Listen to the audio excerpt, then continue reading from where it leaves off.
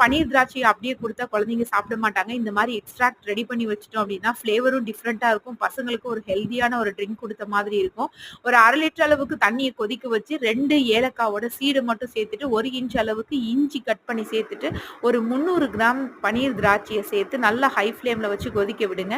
அதுக்கப்புறமா நல்லா ஆற விட்டு இந்த மாரி வருது பாருங்க. ஆற விட்டு மிக்ஸியில கிரைண்ட் பண்ணி எடுத்து நல்லா வடிச்சுட்டு ஒரு பாட்டில்ல ஸ்டோர் பண்ணி நம்ம ஃப்ரிட்ஜ்ல வச்சுக்கலாம். 1 கிளாஸ் அளவுக்கு நம்ம ஜூஸ் ரெடி பண்ண போறோம். இதுக்கு வந்து ஒரு 3 கியூப் அளவுக்கு ஐஸ் கியூப் சேர்த்திருக்கேன்.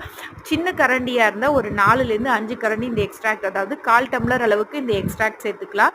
கூடவே பார்த்தீங்கன்னா, பேலன்ஸ் வந்து ஃபுல்லா வந்து நம்ம தண்ணி தான் சேர்க்க போறோம். இப்போ நான் இதுல எக்ஸ்ட்ராக்ட் சேர்த்துக்கிட்டேன். இது கூட ஒரு 1/2 டேபிள் ஸ்பூன் அளவுக்கு லெமன் சேர்த்துக்கோங்க. கொஞ்சமா வந்து கொத்தமல்லி தழை சேர்த்துட்டு தண்ணி ஊத்தி ஹனி மிக்ஸ் பண்றேன். வேணா ஒயிட் சுகர் மிக்ஸ் பண்ணிக்கலாம். ஒரு டிஃப்ரெண்ட்டா சில்லுன்னு நல்ல ஃப்ளேவர்ஃபுல்லான ஒரு ஹெல்தியான ட்ரிங்க் கிடைக்கும். புடிச்சா ட்ரை பண்ணுங்க.